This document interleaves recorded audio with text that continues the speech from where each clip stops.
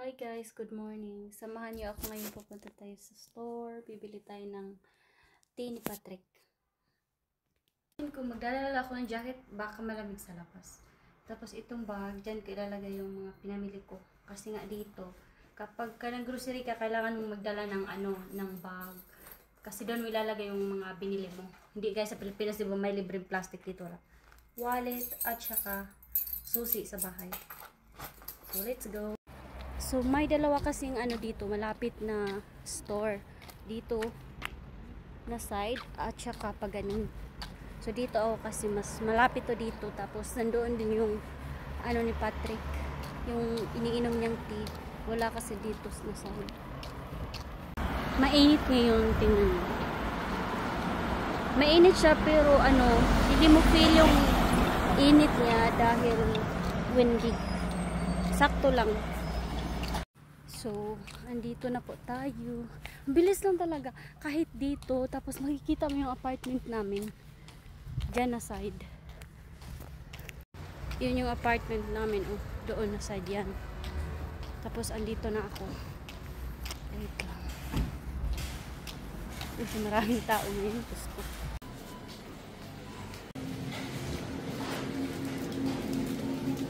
Hello.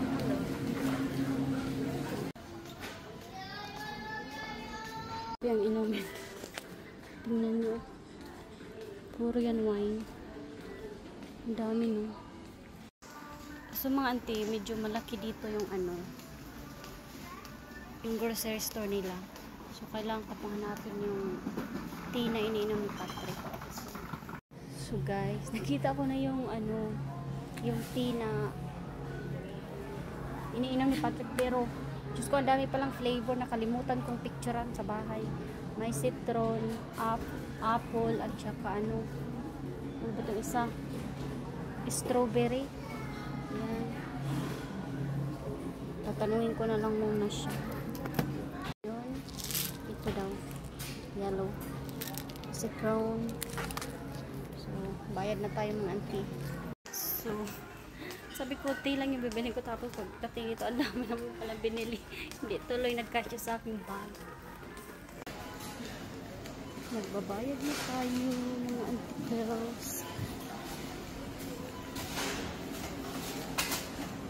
So, yan lahat yung mga nabili ko, mga dahil.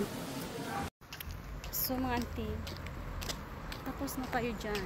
Uwi na tayo. Puno talaga yung bag ko. So, maglalakad lang ako. Peaceful naman yung pasada ko. Tsaka, safe. Diba? Malapit lang. Kita nyo. Diyan sa stoplight, ako, pa right side. Tapos, dyan na yung apartment namin. Bye-bye.